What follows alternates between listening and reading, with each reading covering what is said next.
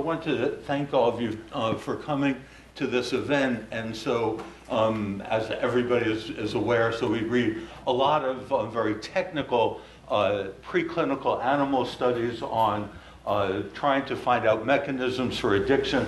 Ultimately, with our research, the research that we read, that we can ultimately come up with some therapeutic approaches. And so within doing that, I think, at least for me, a lot of times, that I forget that there's actually a human side to addiction, that this is devastating for the people, for the addicts themselves. It's devastating for the families who are involved, who are trying to take care of brothers, sisters, children, and the like. And so Bridget Duffy is a senior in neuroscience major here at the university, and she's in the undergraduate drug abuse course that I've been developing. And in that course, she gave a presentation that basically depicts, I think, in an incredibly good detail, what is the tragedy of addiction, both for the individual and the family. And so she agreed to come talk to us and to basically tell her story.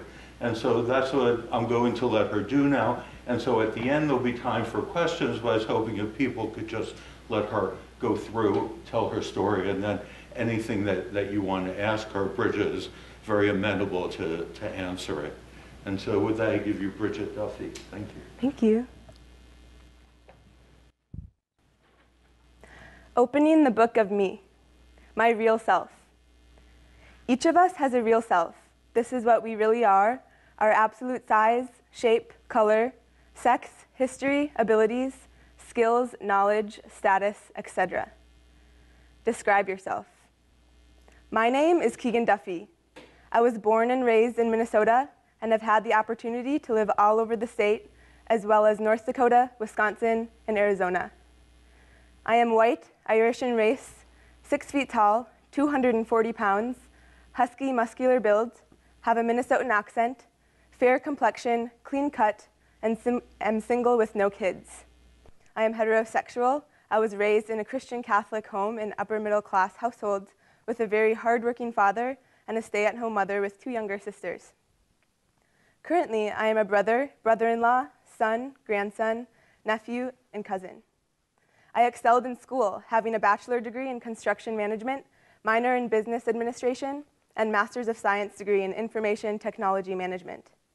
I have had many jobs in many different industries, from construction, food service, healthcare, manufacturing, electronics, pharmaceuticals, and software since age 14. I also have battled many personal issues, including mental health, alcoholism, drug addiction, depression, anxiety, social phobia, bipolar, and ADHD since the same age of 14. In the past 15 years, the longest I've stayed sober from all chemicals is 1.5 years, and the longest I've held a job is 2 years. Currently, I have been sober from alcohol for almost 4 years, have stayed sober from drugs for about 2.5 months. I have been arrested at least 15 times, been to at least 10 detoxes, been to at least 10 treatments, been to jail several times, and have been committed by my family and doctors for 2 years due to my alcoholism and drug addiction. I have had several girlfriends and 1 fiancé who I was with for 5 years in my early 20s. I have had a ton of friends and acquaintances, but only a handful of real meaningful friendships over the years. Currently, I have no long-term friendships with anyone. I'm single and have a very distant relationship with my family, so I am very independent. People would describe me as very independent, quiet, smart, fairly responsible, ambitious, introverted, very caring, empathetic, optimistic, loyal, reliable, trustworthy, and resilient. Other people might describe me as selfish, anxious, controlling, stubborn, defiant, discontent, closed-minded, and worrisome. Both groups of people are right. I consider myself to be Christian, but struggle to hear and know God. I consider myself a conservative capitalist, but I am not politically correct, and my views on certain topics can be more liberal. I consider myself to be in recovery, but I have never worked all 12 steps, nor have I ever kept a sponsor, attended a regular home group, shared my story, stuck with the winners, done service work, or got on my knees morning and night to pray as AA suggests. I consider myself to be street smart, but I only know how to get what I want. I usually end up getting caught with a charge. I've never been to prison. I've never really been homeless or had to hustle to survive. When people first meet me, they often ask if I was or am in the military, are surprised to hear I'm a drug addict and alcoholic, think I'm about 5 years younger than I really am, are surprised to hear I have a master's degree, and say I carry myself confidently, and that I always look like I'm in my head. Some talents of mine include I can play guitar pretty well, am a good golfer, can cut my own hair and others, have a good shot, snowboard, am a good fisherman, good at chess and cards, can get along with most any group of people, and am a fast learner. Most of you know people with addiction problems. Some of you may have struggled yourself, and some of you, although not been deeply affected, are interested in this issue that we have seen in the headlines so very often. Many of you here today have immersed yourself in the endeavor to add bits and pieces of knowledge to the gaps that lie before us in fully understanding addiction. I hope what I share with you today reminds you of the importance of your work. Zooming out from the intricate synapses, circuits, and pathways that you are exploring are the people in which they reside. I hope to help you see that you are not only contributing to a better quality of life for addicts, but you are also contributing to what will lead to a better quality of life for those that love them, people like me, a form of butterfly effect. As said by a neuroscientist inspiration of mine, Dr. Daniel Toker, complex systems like the weather, the ocean, and the brain act in chaotic and unpredictable ways. The mathematician Edward Lorenz expressed this as the butterfly effect. A butterfly flapping its wings in Brazil can cause a tornado in Texas. In other words, in chaotic systems, tiny changes get massively amplified and can have enormous effects. But if you understand a system, you'll see that beneath all of that stupefying complexity, there is an enchantingly beautiful order. And uncovering that order is the goal of science. Now, normally when I speak, I like to be walking around and talking freely, but as my first time speaking about this to people other than those closest to me, I don't think the words would come out quite right if I didn't have them in front of me. I hope in the future to be able to do that. Today, I want to bring addiction, the opioid epidemic, a little closer to us all. Out from behind a screen and the stories we hear in the news, and tell you a little bit about my brother's experiences in hopes to make this something almost tangible to you, in hopes to present a new perspective and understanding to you that could benefit you as investigators, healthcare providers, and simply as a friend. I want to help destigmatize those with addiction problems, destigmatize openly talking about how we are affected by it, to possibly change the way you approach addiction, to change the way you think about people. I hope to make you feel deeply tonight and to think about how we are approaching the people in our lives struggling with addiction. I see a floodgate of human connection and revolutionized care waiting to be opened in this corner of humanity and healthcare. My fear of speaking about this is that people will feel badly for me instead of focusing on this problem that many people go through, one that just stays hidden. I hope you rather can empathize not only with me and my family, but with everyone facing addiction and caught in cycles of drug abuse. I hope this pushes you toward the vulnerability of talking to people about how addiction affects their lives and helps you put another face to this large problem. A new set of eyes to see and care for people our society easily labels as addicts and turns their head. This is a part of his story, filled with some of his journal entries, text messages, and more. My very first memory of my brother's addiction is when I was 6 years old. I woke up to loud footsteps running up the stairs at 3 a.m. in our house in Mankato. Opening my bedroom door to look out in the hall, I saw what looked like astronauts running into my playroom with a backboard. I went into my playroom, and my 15-year-old brother was passed out, unconscious on the bench in the room, my Barbies and toys around him from me playing the night before. My sister, 13 at the time, came to me in her hot tamale pajama pants and took me in my room. We laid together and cried. I asked her if Keegan was dead, and she said she didn't know. Dear drugs and alcohol, I am writing both of you to finally let you know how I really feel about you being in my life. We have had some good times together in the past, but those are just very distant memories. The past 10 years, however, have been literal hell on earth due to me not letting you go. I keep chasing the good times we've had, but the truth is there are no good times left together. You have cost me a fiancé, my reputation, financial problems, my health, my freedom, trust from family and friends, my relationship with a higher power, and most of all, you have cost me my relationship with myself. As much as you think you have power over me, you're wrong. God has power over you, and he's giving me the strength and courage to repel you both from my mind. I have a new best friend in God, and he has taken your place. With that, I say goodbye, and I will never let you back into my life. Written in a journal in 2011 during one of his times in treatment. 15 years old is when he started drinking excessively. Since that day, I made it my personal job to search his room when he was asleep or away. I would often tiptoe around him late at night as he lay passed out from drinking, collecting the bottles to show my parents. Since then, all we did was worry about Keegan. Most weekend nights, he would sneak out of his basement bedroom window, go out to drink with his friends, and pass out somewhere before he could make it home. The next 15 years would be filled with many great accomplishments by him, like graduating from college and getting his master's.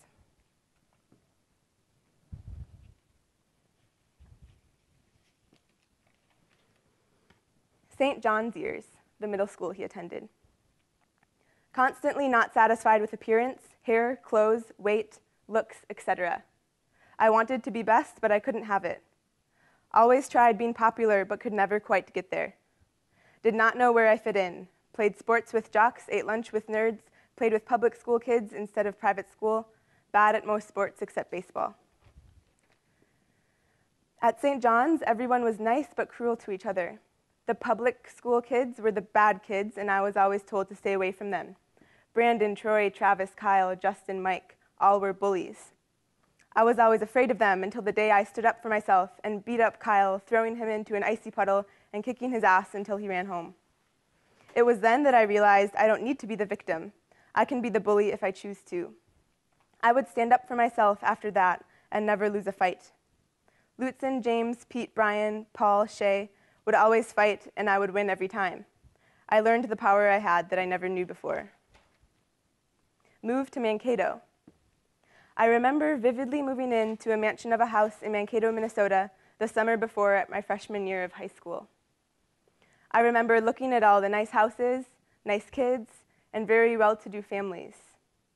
During the second day there, I was hanging out with a neighbor kid, Eric, and we biked to Burger King and talked. It was quite boring. I remember after biking home, he pointed to a group of kids that were huddled together down at the end of the street. There were about 6 or 7 kids who looked tough and much different than the kids in my new neighborhood. Instead of staying away, I remember leaving Eric then and biked down to the group to show I'm not afraid of them. We became friends very quickly. I loved the new bad excitement of being their friend and doing the bad things they did. However, I soon became more reckless and bad than all of them. I never was picked on in high school and got along with everyone despite not knowing anyone when I moved there. I soon started smoking cigs, pot, and drank my first beer ever. He is so extremely smart, kind, funny, my favorite person. He is the best computer hacker I know, for a period of time being in the hacking group Anonymous and dreams of starting an ethical hacking business. He loves sitting at coffee shops and talking to people and can beat anyone in a round of golf. His first time in treatment was at the juvenile Hazelden Betty Ford in Plymouth, Minnesota, after we had moved from Mankato to Maple Grove. Over the next 9 years, he would go through 11 more treatment programs and live in double the amount of halfway homes. He would attend NDSU, where he would be prescribed oxycodone for his back pain, his first taste of opioids. My sister was prescribed oxy the same day as him for her back pain. She remembers calling him that day after they had both taken it for the first time. "Alicia, this stuff is awesome. This is the best I've ever felt. I feel so much happier." He slurred to her on the phone. She went on to talk to him, saying that she didn't feel any different. In fact, it made her nauseous. She stopped taking the oxy, while Keegan's extreme high from the same dose would keep him coming back for more. In his 20s, he was diagnosed with drug-induced bipolar disorder. Somewhat a relief to him and us. Maybe being medicated for this would help with his addiction. His manic states were high, and so were his depressive. My parents, like a lot of families do, always told me and my sister not to tell anyone about Keegan's problems. They spent thousands of dollars hiring someone to make it so his mugshots and crimes in the newspaper articles did not show up on Google when someone searched his name until around page 11, so he could more likely get a job. They did not want the stigmatized image attached to his name. They wanted to protect him. I realize now, although understanding their viewpoint of love, approaching addiction in this way can be damaging. My freshman year of high school, a boy in my grade and I were talking, and he asked why I always went to Chisago most days of the week after school. Oh, my brother lives there. Being from Chisago, he was skeptical and asked if he was at Hazelden. I nervously said yes, and he opened up to me about his older brother, the same age, who was also there and had raging drug abuse problems. I still remember how good it felt to momentarily share that connection with someone and talk about what my life had always revolved around. No one talks about the effects addiction spills over from the person struggling to those close with them. No one tells you what to do every time your brother goes missing again and you have to sit in class, take your exams, and wait to get a text telling you he's okay and not dead on the side of the road somewhere. No one tells you what to do about your fear of falling asleep in the same home as him because you know he's doing drugs at night. Is locking my door enough? Do I really think he would do anything to me? No one tells you what to do when addiction gets so hard in the family, when your parents get so frustrated at not being able to fix their son's problems that fighting and screaming becomes a level of normalcy. No one talks to you about the people you got to know at the treatment centers you would visit your brother at, who you would later learn overdosed or killed themselves shortly after leaving. I was taught since that day when I was 6 years old that this problem was secret, only affected my brother, and the best thing we could do for him was never talk to anyone about it. One weeknight when I was in high school, Keegan had not responded to my parents all day, and they knew something was wrong. He had graduated college and was living in an apartment in the cities and had a good job. My dad and I drove to his place. Going into his apartment, Keegan was completely messed up from whatever he had done and was angry. "I'm just going to kill myself." I was told to go back into the car, and I watched that night play out like a movie. The entire Minnetonka and Eden Prairie police force surrounded his apartment. The SWAT team came, and I watched my dad stand outside Keegan's apartment he was locked out of, trying to convince and beg his son not to kill himself with the handgun he had. He was often drunk when he babysat me, letters of apology he wrote in his treatment journals about. He doctor shopped, getting hundreds of different kinds of pills to get high off of. He would tell one physician about his terrible back pain, get a prescription for strong painkillers, go to another physician at different clinics and do the same thing. He could lie sweetly and convincingly. He would make concoctions of different over-the-counter medications that physicians had never heard of someone doing before, mixed and soaked in soda bottles that he would drink and make him high. Living with him, occasionally I would accidentally drink thinking it was soda. When he had an extended stay in the hospital here at the U after an overdose, he somehow stole opioid painkiller medications that were left out and put them in his own IV.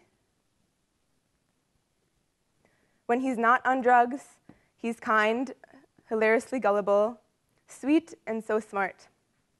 Everyone's always loved him wherever he's been. At his jobs, he's the best worker. At treatment, he's the perfect client and everyone's friend.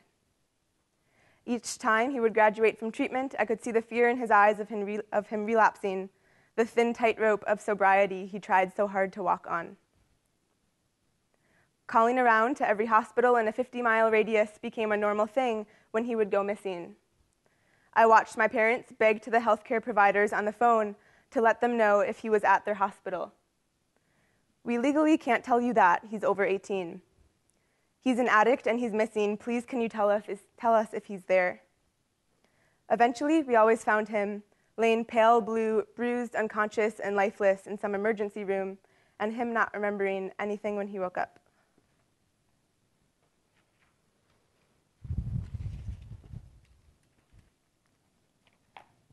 Recovery Simplified, November 13th, 2016. Overall, do not worry or think about sobriety time or whether I'm ahead or behind.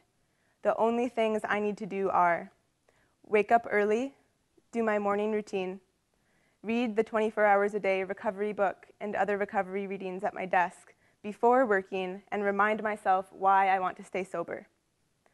Work my best during the day. Go to meeting and fellowship 3 to 4 times a week.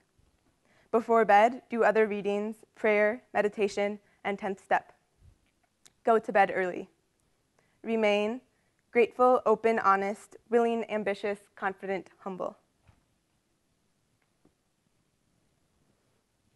Keegan was on probation during my sister's wedding, but he got the go-ahead to come to Costa Rica for it with us. He'll be fine, I thought. It's her wedding. He will be fine. The nights leading up to her wedding while we were in Costa Rica, unknowingly to us, he stole bottles of alcohol from the bar and snuck out at night, walking into a nearby town and somehow getting drugs. When the wedding day came, he was in charge of videotaping.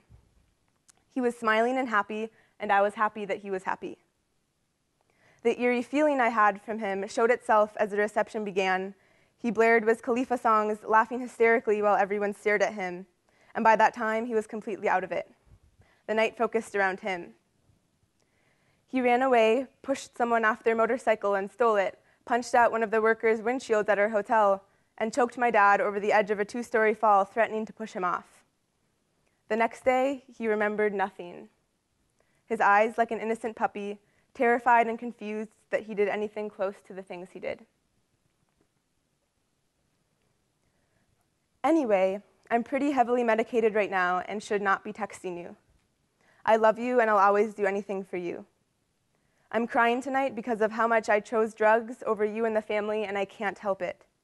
I can't take back those years, and I don't know if I can get better, so I push people away so I don't hurt them. A text to me from Keegan during a time he was in this hospital here at the U for weeks from a staph infection around his heart he almost died from, transmitted to him from injecting drugs. I was here in college and never visited him because to me it just felt like another one of the dozens of times he was in the hospital. It was a normal thing in my life. He was so hurt by no one visiting him and sent me nasty texts, but then after sent me the one I just read to you. Looking back at this, it's so terrifying how addiction can isolate a person. To be so close to dying and not even having those closest to you in the world caring about being there. If I would have been talked to more about his problems growing up and had more support, I know I could have understood this perspective sooner and been able to love him better starting years ago.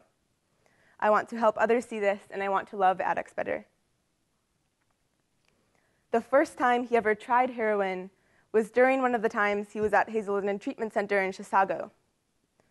Some people were able to get it from outside the center, and people would shoot up outside. He was in terrible withdrawal, felt alone, and felt socially isolated from the world. His fiancée of 6 years had to leave him from how much addiction was affecting her, and was back in treatment for the 9th time with the brain sensitized to drugs. So he tried the heroin. Even at one of the best treatment centers in the country, he was able to get access to drugs. Many, many more things happened like this over the last 16 years. Whatever I was doing, worrying about Keegan was always my basal level of constant thinking. Let's fast forward to summer of 2016. That summer, I lived with him in my parents' house in Maple Grove. He was doing well and had a great job, but relapsed and said he needed help, so he came home, determined to get off of heroin. Our bedrooms shared a wall. Most nights I could hear him snorting drugs, moaning from his highs, yelling in his sleep. Each day I told him I knew he was still doing drugs, and each day he would angrily tell me I didn't know what I was talking about. Don't worry about him. His withdrawal from heroin was terrifying. For weeks, he could not get out of bed. He laid in his room, sweating profusely, in pain, extremely nauseous, throwing up, and doing everything he could to get through his strong cravings instead of turning back to heroin that could easily make the hell he was currently experiencing vanish. From my EMT training, I would watch him in his sleep and count his breaths, usually around 7 or 8 per minute, very low. Often, when he was walking around the house, he would suddenly fall asleep standing up from how high he was. He would open the cupboard to look for some food and fall asleep. He would fall asleep in the middle of washing the dishes. He showed me the naloxone pack that everyone got for free at an AA meeting that he kept by his bedside. Every morning, a taxi picked him up at 7 a.m. to bring him to the center where methadone was distributed. Being that methadone is controlled, he would get his daily dose from the center every day. Every morning, along people waited outside with him. Towards the end of the summer, I started to find heroin in his room, in his glasses case, under his bed, in his sock drawers. He looked at me with fear and said he wanted to get better and he was scared. Around the same time, his depression medication that he had been taking since he was 16 years old was switched to another kind. Shortly after, he came down to my room one night and told me for the first time in his life he was feeling suicidal and didn't know why. The innocent fear and confusion in his eyes is scarred into me. For the next 2 weeks, he called the heroin detox center at the U in Fairview trying to get in. He had been there before. Every day he called, sometimes twice a day. He knew he needed help and that he couldn't last on his own. He drove down here one day and sat in the waiting room at the detox center trying to get in, telling them how badly he needed help. No luck, it was full. Mental Health Court Attorney's Office. Progress report. Keegan Duffy was placed on a stayed order of commitment as a person who was mentally ill and chemically dependent on July 31st, 2014. Mr. Duffy has complied with most of the expectations of his stayed order of commitment. He completed treatment at Cedar Ridge, Stillwater, and was transferred to Kinnick Falls Treatment Center, Halfway House in Kinnick Falls, Wisconsin. While there, Mr. Duffy had difficulties relating with the treatment team and following directive to getting to appointments and getting medications on his own. As a result, his mental health symptoms increased and he went AWOL from the facility. Through contact with his family, he came home safe, but also experienced issues with the law due to increased behaviors and poor judgment on account of those behaviors. However, upon returning back to the metro area, he has continued to meet with and work with his case manager to plan next steps to his recovery. He currently is on a list for a group home for mental health and will be having a family meeting to figure out his next steps and viability of that plan, or to go to another route for treatment. He also has been taking his medications and is seeking community psychiatrists and attending groups daily. It is the recommendation of this writer that this order for state commitment remain in place to ensure optimal mental and chemical health for Mr. Duffy as he continues to sort out his needs and seek treatment. His current stayed order of commitment is due to end January 31st, 2015. Keegan's defense. Key points. 1, this was a medical emergency, not a crime. 2, the medical emergency was brought on by improper care at the halfway house. My supporting facts. 1, I was diagnosed with bipolar 1 just 2 months before this, after having had similar medical emergency in Maple Grove, a manic psychotic episode. 2, I was treated for 2 weeks at North Memorial on the psych ward, seeing a psychiatrist or psychologist nearly every day. 3, I was then immediately transferred to Cedar Ridge Care Center, where I was provided further care for both bipolar and addiction. I was there for 30 days and did very well. While there, I was constantly monitored for my new bipolar meds, which is critical. I also continued meeting with a psychologist and a psychiatrist. 4, I was then transferred to Kinnick Falls, which was supposed to be a halfway house specializing in caring for both addiction and bipolar. However, I was there for 5 weeks and no care was provided at all for my bipolar. My meds were not monitored. I didn't know when to take what. I wasn't feeling right. I asked to see a psychiatrist. They said they don't provide that sort of care there and they don't monitor meds. I started feeling worse and couldn't wake up for group meetings. They finally informed me after 5 weeks that they don't have the resources to provide me with proper care. They said I needed to find somewhere else. This was 3 hours before the incident occurred. It triggered a manic episode. A tech there told me I'd likely get locked away for 10 years. I felt very paranoid. I left the house not knowing where to go or what to do. I went to a coffee shop to try and think. But my mania and paranoia kept getting worse. I felt people were after me to lock me away. My thoughts were very confused. I began thinking I was a soldier and that I had just returned from a tour of duty in Afghanistan, and I was living on the streets. I bought the alcohol to try and self-medicate and make the confusion go away. That made my mania even worse. 5, I was arrested in a state of high manic and psychosis. 6, I was released back into the streets. I called 911 because I was getting very confused and having a panic attack. The hospital saw I wasn't in my right mind and transported me to the Mayo Psych Ward in La Crosse. They agreed I wasn't in my right mind and put me on a hold until I was later released and returned home with my dad. 7, I returned home and called my case manager on the way home to let her know what happened. She said she'd get me into a better place that did have the right resources to help me with my bipolar. She came with me to interview at 2 places. We decided the Brooklyn Park location would be best, and I'm scheduled to get in there on November 10th as soon as beds open up. This will be for 90 days. They monitor meds and assure proper psychiatric and psychologic care. In the meantime, I've been living with my parents, taking it one day at a time, but it's been a struggle. The last few days I lived with him in the summer were terrible. My parents had moved out of the house to New York by that time, and I was left alone to handle his heroin use and withdrawal. I woke up one morning and came down to the kitchen. Dozens of needles were sprawled all over the corner of the kitchen, in the fridge, everywhere. Keegan was passed out on the couch.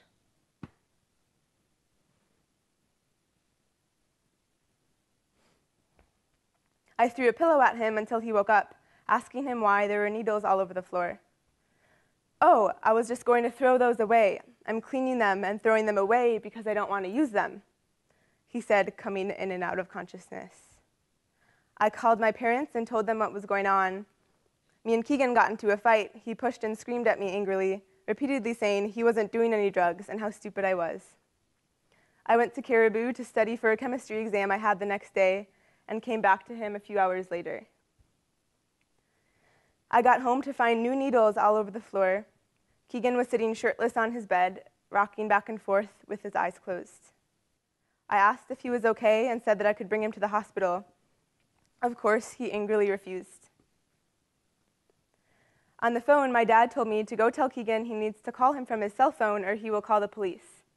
I went up, knocked on the door, and no response from him. This was unlike him. He always at least yelled something when I was trying to get him. I broke into his room, looked around, and didn't see him anywhere. I knew he had owned a handgun at some point, and I thought he may be hiding in his closet with it, waiting to jump out at me. He was mad and out of it, and I knew he could do anything. Stepping into that room for me felt like I was walking off of a cliff. I went to the other side of his bed and found him on the ground, spoon and needle still in hand. No breathing. I was sure he was dead. I called 911 and they told me to wait outside until they came. Because he had had a gun in his room, 6 police cars arrived with the ambulance. By the time they got there and we went back inside, he was starting to wake up.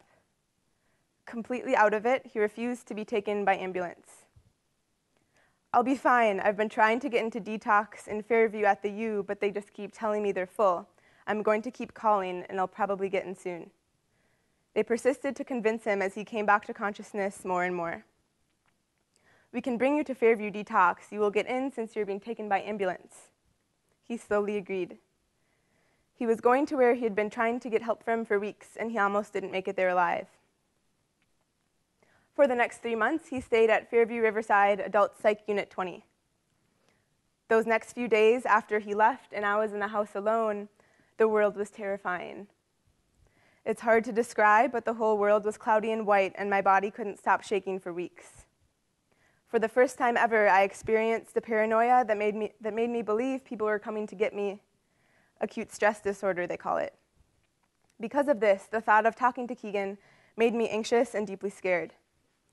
I wasn't mad at him, I love him, but what happened was damaging, and I physically couldn't see him or talk to him for a while without getting scared. I'll always regret the way I distanced myself from him during that time. He left me voicemails while he was in the psych unit. "Hey, Bridget, it's Keegan calling. I'm still at Fairview, but I wanted to call and thank you for getting me help. If it wasn't for you, I honestly don't know if I would be here. I was completely blacked out and not right. I wasn't right the whole time we were living there, so And I'm sorry for putting you through all that. You saw a lot of crappy things, so I'm just still in this adult mental health station 20, waiting for a bed at Progress Valley. I'm next on the list, so as soon as someone either graduates or, relapses, then I'll get a bed over there. So hope you're doing well.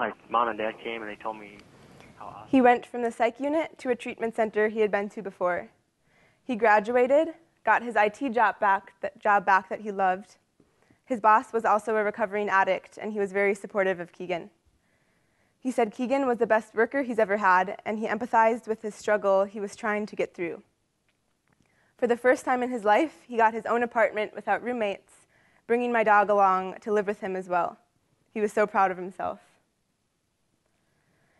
Christmas of 2016 came along, the first time I would see and talk to Keegan since he overdosed with me. He was the heaviest I had ever seen him. He said that taking all of his meds made him gain weight, and he hated it. He was self-conscious about his looks. He often had self-tanner and concealer in his bathroom. I could tell he was being eaten away at this. We stiffly hugged. I was scared but happy to see him. This was the first time we had ever gotten into any sort of tension with each other like this. He played with my 8-month-old niece, Juno, and looked at her in awe. The next day, him and my dad went to get new furniture for his apartment. He was so excited and was determined to go after the goals his addiction constantly hindered him from.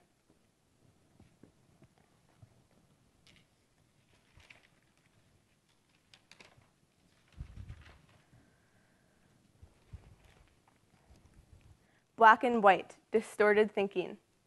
October 10th, 2016. The whole workplace looks down on addicts and alcoholics. Nobody can understand me. Jumping to conclusions. When I come to a conclusion, I don't second-guess it, even if it might be wrong. Closed thinking. I have a hard time trusting people, even professionals. I think I'm too unique for someone to understand me well enough to make decisions for me. Open topic meeting. Have rigid boundaries, but not assertive enough to always enforce them. Causes lots of bottled up emotion, especially anger. Don't want to offend people, sound uptight, or sound negative. I question a lot of the boundaries I have. Talking and yelling in my sleep. This started 2 weeks ago. I want to figure out why. Things are going well again. I have a job, car, sobriety, friends, money, etc. There is still a void, and I'm very concerned about it because this is the point I got to last attempt in recovery and went back to using in order to feel happy and satisfied with everything I'm doing. He spent New Year's with my parents, sister, brother-in-law, and my niece. January 2nd of 2017, my parents flew back to where they live in New York. Keegan sent them photos of my dog Lucy at the dog park by him later that day, and he was doing great. My parents always made sure to hear from Keegan every day. When they didn't hear from him at all, January 3rd, they called his work. He didn't show up that day. Unlike him, he loved his job. My dad called the police on January 4th when they still hadn't heard from him and asked them to go check on him. It was a sunny day. I stepped out of my hospice patient's home and saw I had missed a call from my dad. The snow was melting on the sidewalk, and I watched it trickle down the street in the sun. I called him back. "Hi, Bridget. Keegan's dead," he wailed through his crying.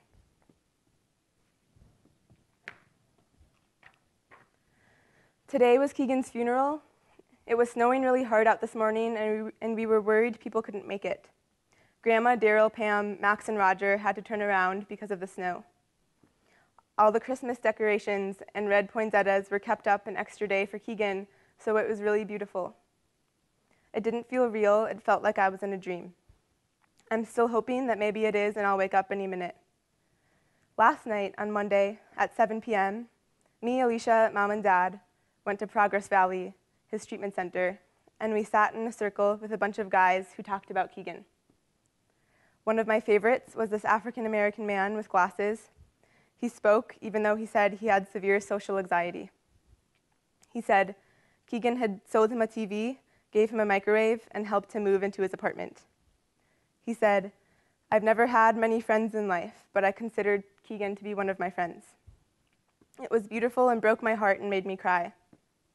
Another guy in a light blue t-shirt said it was his first time in treatment and he didn't know Keegan, but he needed to be there tonight to see how addiction affects the family. He was 30 years old. They say he was in his boxers, found slumped sitting by the side of his bed, my dog laying in his lap, needles by his side. When I went to clean out his apartment, it was as if he was in the middle of his day and he just disappeared. A load of laundry wet in the washer, his new couch he just assembled, his medications organized in his bathroom, his 24 hours a day recovery book opened on the edge of his bed near where he was found. His desk cluttered with articles about addiction, intensely highlighted. One article on the top of his desk, The Addict's Dilemma, he highlighted, "Addictive behavior attempts to repair a state of bad feeling. Unnatural and arbitrary hedonic management by substances or stereotyped processes distorts and cripples the psyche," and circled in red, places the individual at a grave survival disadvantage. Lists and journals and recovery books printed off pages of all the AA and NA meetings in Minneapolis. Big pages he made of goals for 5 years from now, goals for 10 years from now, and goals for living to 100 years old. Being in his room, seeing everything just the way it was when he dozed off to death, I have never seen such a visible depiction of someone's effort to survive and desperately climb to understand themselves. His autopsy first reported no narcotics were found in his body. We knew it was wrong and persisted for them to keep testing. 2 months later, they found his cause of death. My dad texted me one day. "The medical examiner just called us to confirm Keegan died of acute acryl fentanyl toxicity. He said it took so long because they had to invent the test to detect it. But now it will save 2 months for other similar cases. This is a new designer drug that dealers are putting into white powder and selling as heroin. It shuts down your respiratory system." He said Keegan also had signs of pneumonia in his lungs, which likely made it worse. He said one doesn't feel anything. One simply falls asleep and stops breathing. A few days before his death on January 2nd, he was telling my dad he was worried he wasn't going to be able to get any more Suboxone, the medication helping him tame his cravings. He had to go to a new government building and get drug tested every week in order for him to keep getting Suboxone. Some places are more strict than others. The place he had been going to for months earlier didn't care if they found THC in someone's system. The location by his new apartment unknowingly did. He was telling my dad that they found THC in him and they were threatening to cut him off from Suboxone, the thing helping him with his cravings. We think that he may have been trying to taper himself off of it in fear of it being taken away so quickly, and his strong cravings came back. Somewhere in that time frame of not hearing from Keegan, a craving came to him and may have come to him, and the heroin he brought unknowingly had fentanyl in it. Searching through his entire apartment after he died, no drugs were found besides the one that laid next to his body that he took that day. A friend of Keegan's had spent time with him the night of January 3rd, hours before they found him back at his apartment dead. He said Keegan stopped by and they smoked a cig together and talked, and Keegan seemed normal. A split second of craving changed everything for him. Months earlier, Keegan told my parents, "If I ever die from drugs, don't ever think it's your fault. I know death is a risk every time I do them, but when I get a craving, I can't help it, and I can't think rationally, and it's terrifying." He once told me that he feels like he can conquer everything else in his life but his addiction, and how scary that was and how bad he wanted to overcome it.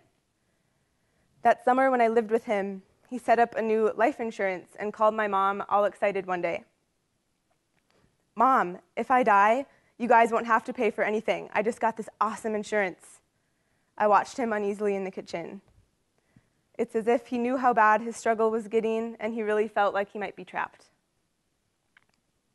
Being intimately intertwined in my brother's 16-year progression from alcohol to prescription opioids to the heroin that killed him has given me a deep understanding of how hard addiction is for many people and has affected me and traumatized me in ways I'm still discovering. I see Keegan and everyone being impacted by addiction and the emotionally abused, the misunderstood. I want to make people think differently about the way addiction, drug abuse, and co-occurring disorders are viewed and talked about the way overdose patients are treated and talked about. I want to make people see past all of the stigmatization we are blinded by, to be able to see this not solely as a huge overarching problem, but a problem affecting individual people who are, in fact, just as human as you and I. Among the more than 64,000 drug overdose deaths estimated in 2016, the sharpest increase occurred among deaths related to fentanyl and fentanyl analogs, with over 20,000 overdose deaths. Keegan's addiction isolated him. How could he maintain friendships when he so often lost his grip at maintaining himself? At his very worst times in his life, he was alone. During his mania, he was alone in his mind. Not because he pushed people away, but because the frustration of constantly relapsing and not being able to understand himself and his mind did. My inability to save him has broken me. Deep in my subconscious mind, he is still at his apartment, and I will see him at the next holiday. It's impossible not to feel partially responsible, partially part of the solution that wasn't there in that moment to save him, no matter how irrational that may seem. I see this irrationality in myself. I label it irrational, but it does not quickly make it go away. As someone inspired by medicine, the beauty that can arise from the joining of knowledge and empathy, letting my brother slip away from me, is a hard weight to feel. I slowly am seeing that carrying weights from pain we experience does not mean they have to hold us down. We can let them make us stronger, let them fill in the empty gaps and crevices in our bodies. What I do know is that he has taught me too much to stay silent about this problem and about the way addiction is viewed and treated. There are problems within problems that need to be fixed.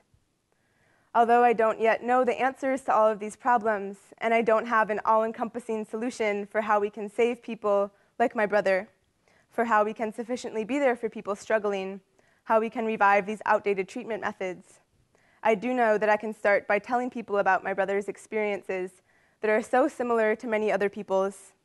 I can start by making people care.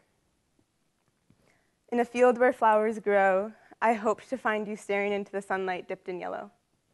Thank you.